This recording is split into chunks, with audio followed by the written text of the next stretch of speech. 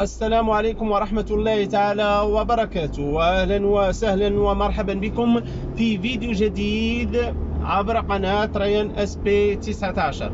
فبعد نجاح السلسلة الأولى التي دامت 11 فيديو من الطبيعة الإيطالية، ارتأينا وبعد مناقشة مع بعض الإخوة على أننا سنأخذكم في جولة أخرى عبر فيديوهات، لكن هذه المرة سنأخذ على عاتقنا عنوان الطبيعة الإيطالية والطريق. سنأخذكم من هنا، حيث هنا نقيم. سنبحث عن أحد الشلالات حسب ما قيل لنا، شلالات بربن. فكلما تساقطت الأمطار أصبح لهذه الشلالات دور في الحياة، يأتي إليه السياح ويأتي إليها كذلك العاشقين والمصورين ليبحثوا عن خرير المياه وزقزقة العصافير.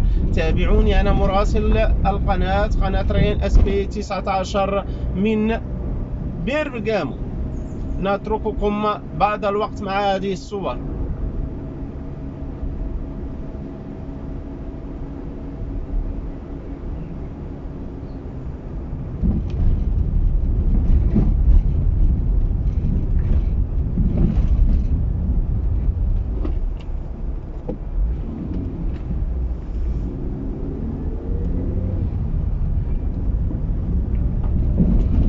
فكلما أخذت الطريق ومن الأسفل إلى الأعلى ينتابك شعور على أنك ستجد ما كنت تتمنى إليه. إنها الطبيعة الإيطالية، الطبيعة الإيطالية كما رسمها الرسام الشهير ليوناردو دافنشي، وكما كتب عنها الأدباء والشعراء. ولخير دليل على ذلك ما قاله أبو العلاء المعري في بيته الشعري الشهير: أبكت تلكم الحمامة أم غنت على فرع غصنها المياد.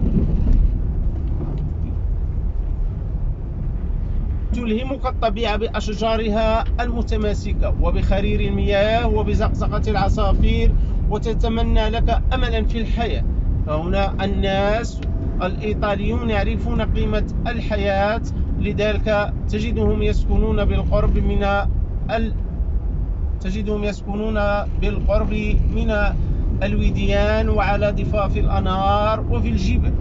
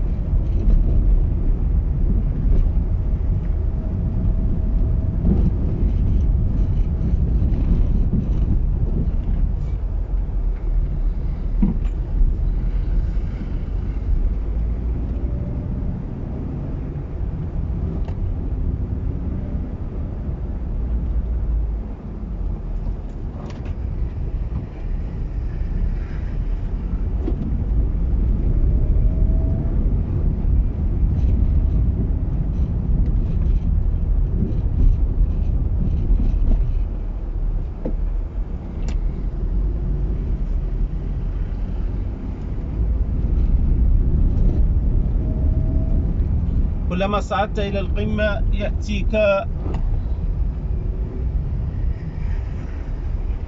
صعدت إلى القمة يأتيك نسيم الهواء النقي، وتسمع العصافير والأشجار. هنا أعطت للطبيعة حلة جميلة. نحاول أن نرصد لكم بعض الآراء، لذلك يتعذر علينا لأننا هنا الطريق ضيقة، لذلك نمشي ببطء حتى لا نكون في أحد المشاكل مع الإيطاليين.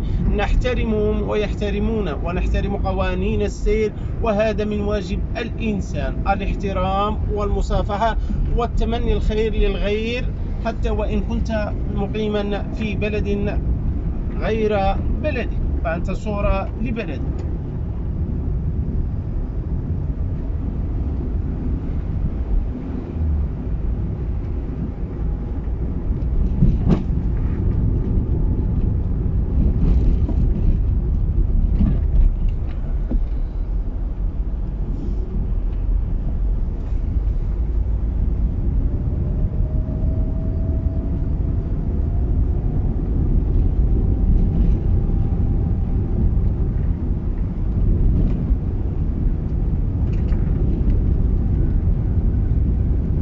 الناس الإيطاليون ناس طيبين،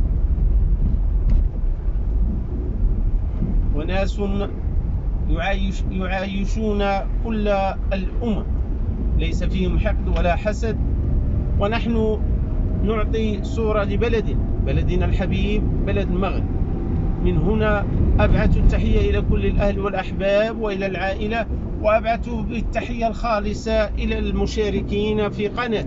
انتظروني، أنا مراسل قناة ريان اس بي 19 من بيرغامو، أبعث لكم بأحر المتمنيات.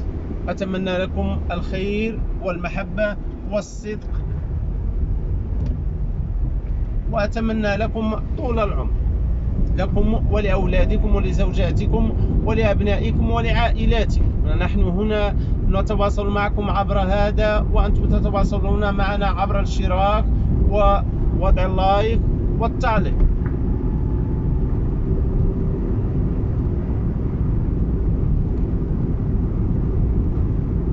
كل ما أتمناه من هنا أن يعجبكم الفيديو، وسنظل تحت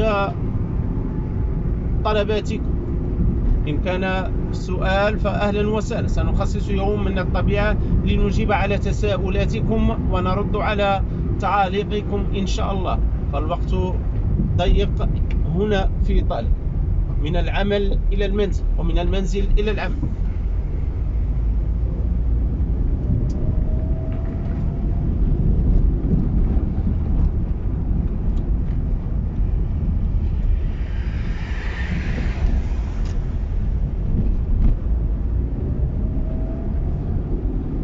فمن طبيعتنا ومن طبيعة الإنسان الصادق ومن طبيعة هذه القناة ومن صدقها سنحاول أن نبحث لكم عن ما هو أحسن إن شاء الله، إن تأتى لنا الوقت، وإن كان لنا ظرف، وإن لم يكن لنا ظرف من الظروف الذي يعيقنا على أن نشارككم إن شاء الله فيديوهاتنا من الطبيعة الإيطالية.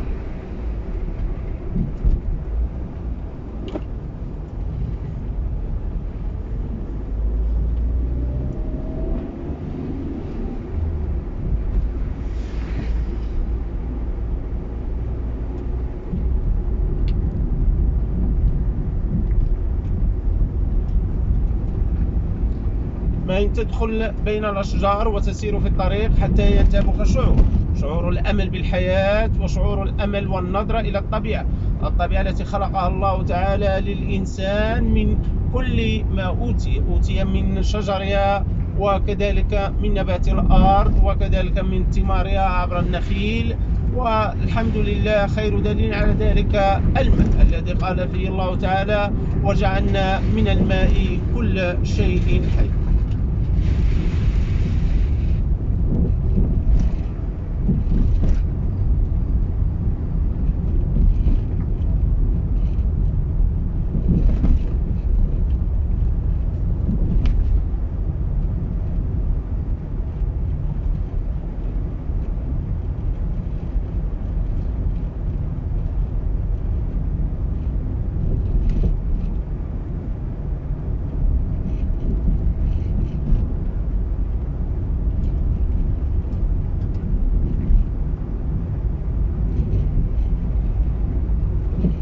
فبقلة التساقطات، وأتمنى من الله أن نجده، لكن حسب نظرتنا أنه ربما حسب صبيب المياه قد لا نجده، وإن لم نجده إن شاء الله سنبحث لكم عن مكان آخر في هذه المنطقة.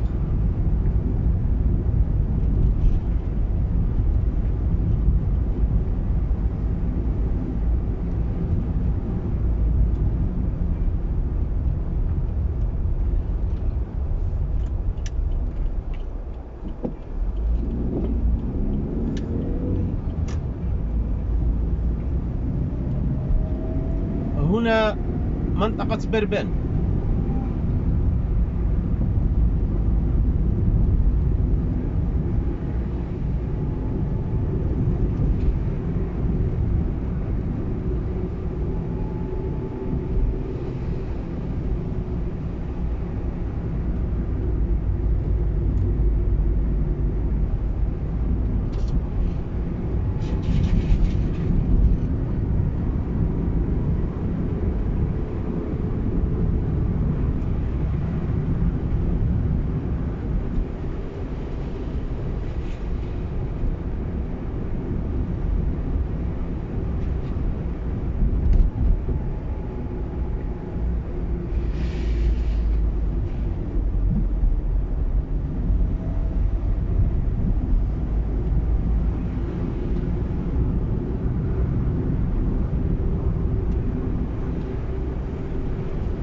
الجو جميل والأمطار متوقفة.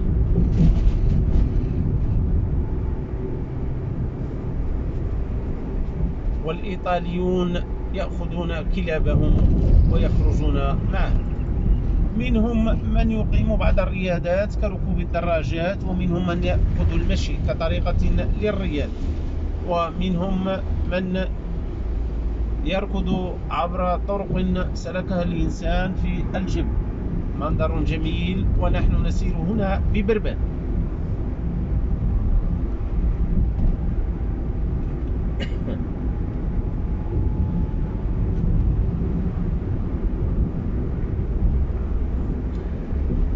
ما لوحظ أن الإيطاليون يسكنون الجبال بكثرة، يقيمون منازلهم ويشيدون الطرق على ضفاف الجبال.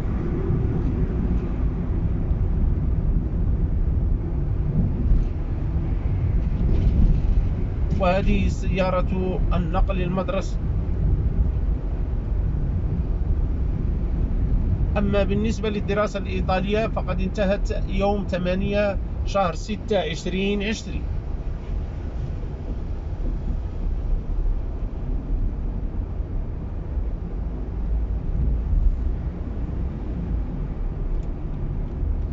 ربما أخطأنا الطريق، لذلك سنسلك الطريق على اليمين. نعود أدراجنا ونصحح الطريق.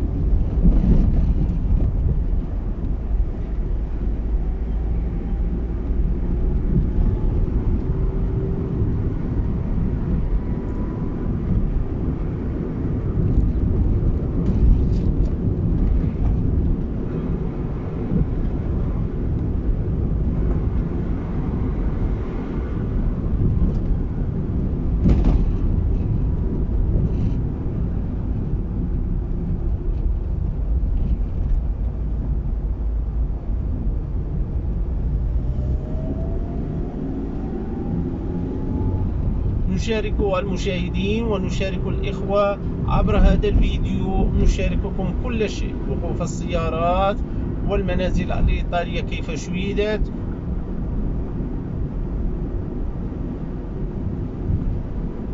والطبيعة عبر الطريق. هذا هو مغزى هذا الفيديو. هذه هي السلسلة الأولى من فيديوهاتي الجديدة عبر السلسلة الإيطالية، عبر سلسلة الطبيعة الإيطالية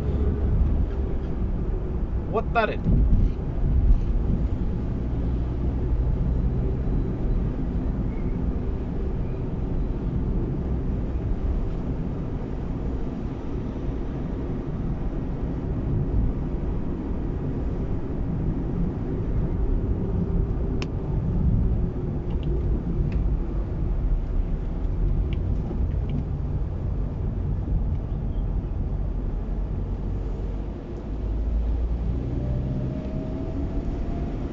الإيطاليون معروفون بالرياضة.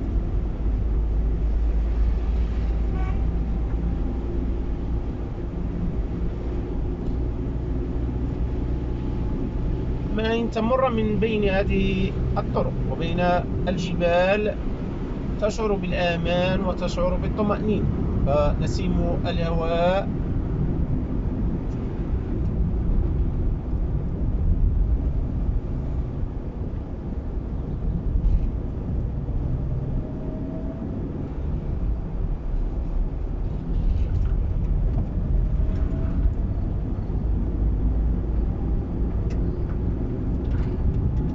مدة 16 وأنا أسكن هنا في بربن. والله العظيم وأقول بصدق أن أول مرة أمر من هذه الطريق. أنا لا أعرف إلى أين تأخذني، ولكن الحمد لله سأسأل بعض الناس عنه. منظر جميل وأشجار وسماء صافية توحي لك توحي لك على أن الحياة أمل.